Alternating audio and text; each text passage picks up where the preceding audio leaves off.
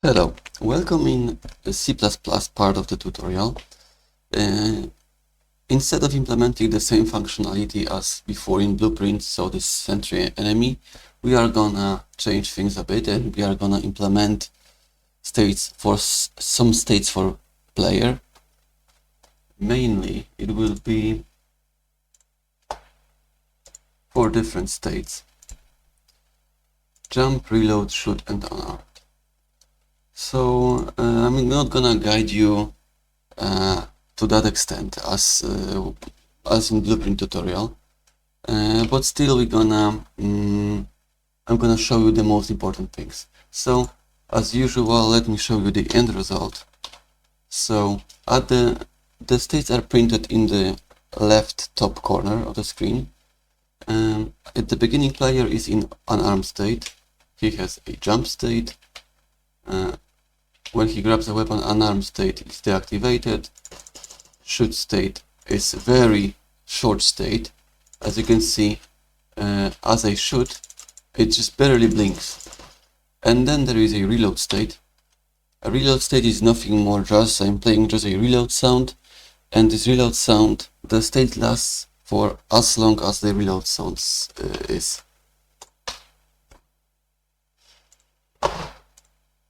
So obviously I've added state component for the character, and in code at the beginning you need to define the player player tags for the states. I like to do it in precompiled header of your module. So my game is called component test5. It has component test5.h and .cpp files, and in .h I like to actually this is declaration to declare all the tags that I'm gonna use. Then in startup module you're gonna override startup module method for your module, and in the startup module you're gonna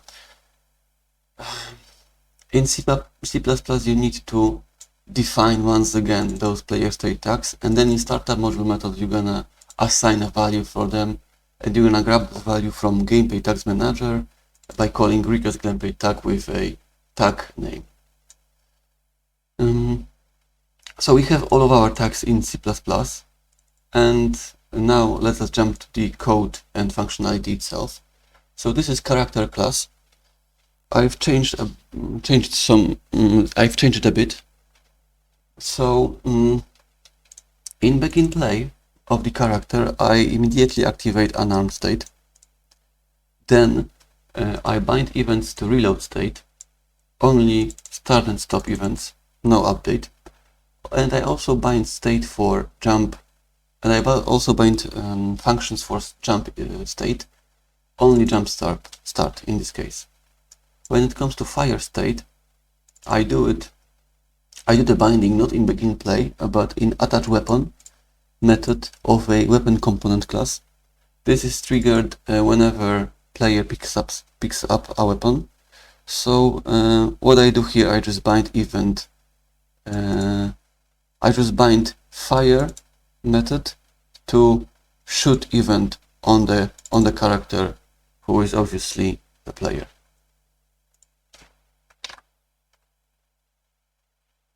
Okay, now let's talk about the state itself. So in this player character, there is a very important method, setup player component. So in here we are assigning methods that will be called as player will push different buttons. So when player shoots, the onPrimary action is being called. As he jumps, jump input is being called. As he reload input is being called. So when it comes to shooting, I am just activating the shooting state.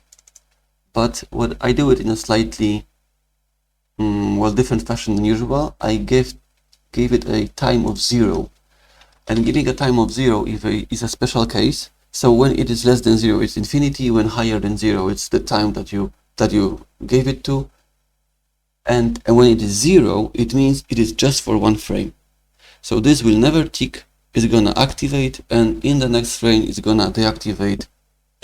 So this is just kind of an impulse, right? A 1 frame long event, which is just it is just a callback, right?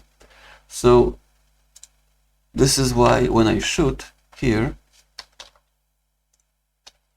it is just blinking. It says active for a 1 frame only. Okay.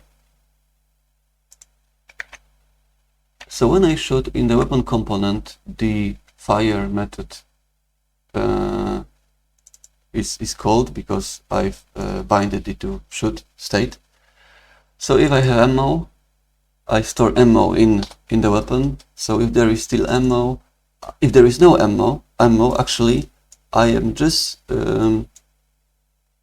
activating reload state, and it is time-based state. So I activate it for a get reload length time, and this get reload length.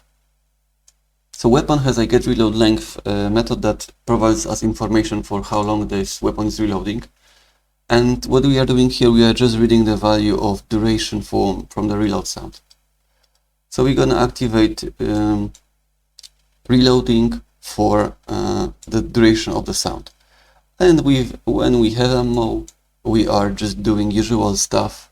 We are spawning some projectiles and so on, and at the very end, firing some animations on the actor and decrementing the ammo count.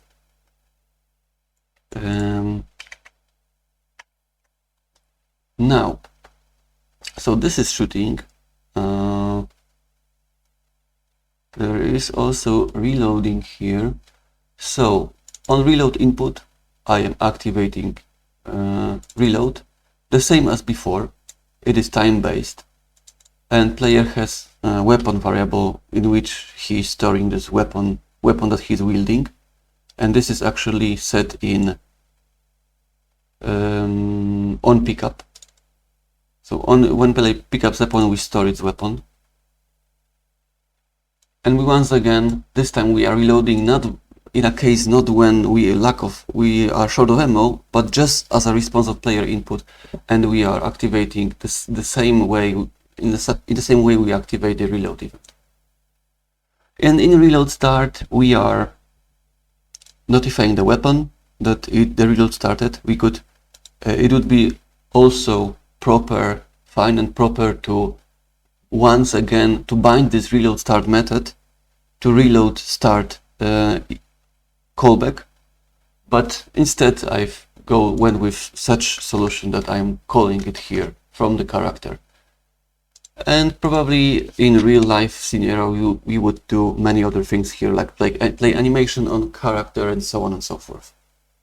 And in reload stop, I will call reload stop on weapon, which is the moment I grant the ammunition for the weapon. So the ammunition is replenished at the very end of the event. In reality, you would probably have a animation event, and you would do it in response to some animation event. So this is reloading, and we are left with jumping. So in jump input, I'm activating jumping state, and here I use already functionality that is in character. So I call the built-in jump method on him, and when he lands, I just deactivate the jump state. Let's look also for a setup on Blueprint side.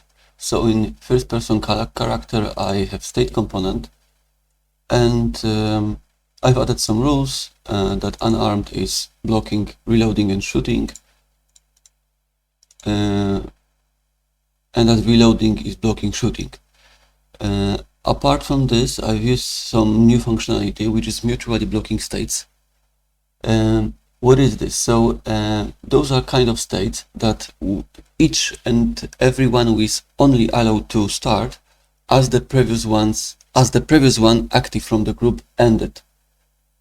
There is also mutually exclusive states. It's similar affair, but in this case there is no waiting. So if any from the group wants to start, it will start, but it will stop the one that is already executing from the group. There is also priority states.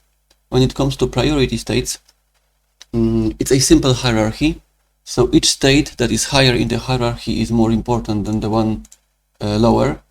So let's say that I am setuping enemy and I have like patrol, then I have hit reaction, then I have death. And so if patrolling is active and hit reaction will kick in, then because patrol is lower on the list, it will be deactivated, stopped, and hit reaction will kick in. If, for example, I am in hit reaction and the patrol wants to kick in, then it will be disallowed because it has lower priority. This priority state, mutually blocking and exclusive states can be also expressed by state rules, but I've choose to give it their, because those are very common case scenarios, so this is why I choose to create separate sections for them. You may use them if you want, or you may not. In my case, I thought at the beginning that I will very commonly use those, but in reality it turned out that I most of the time use state rules, but from time to time I also use this. Also, I want to say a couple of things about debugging, because you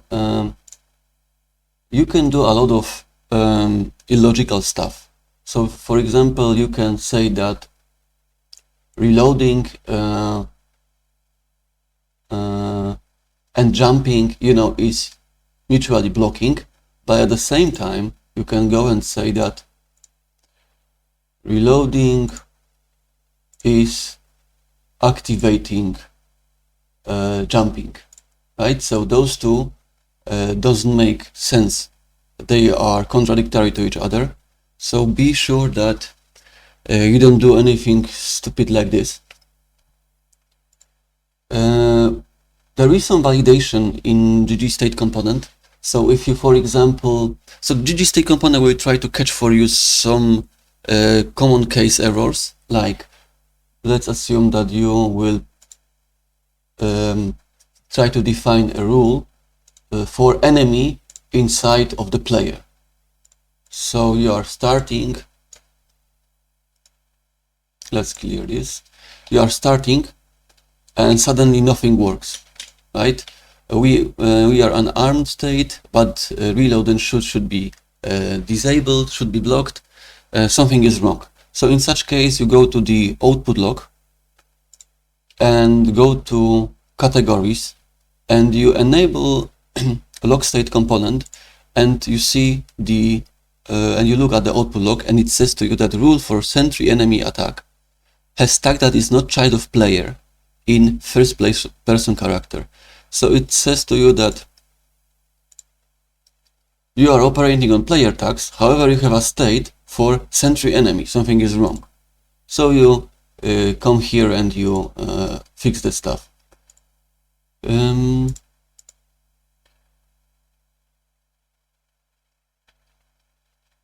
What else? When it comes to the those mutually blocking states and exclusive states, you can also say, for example, let's assume that I am, once again, we are in enemy, and the attack state has a lot of children.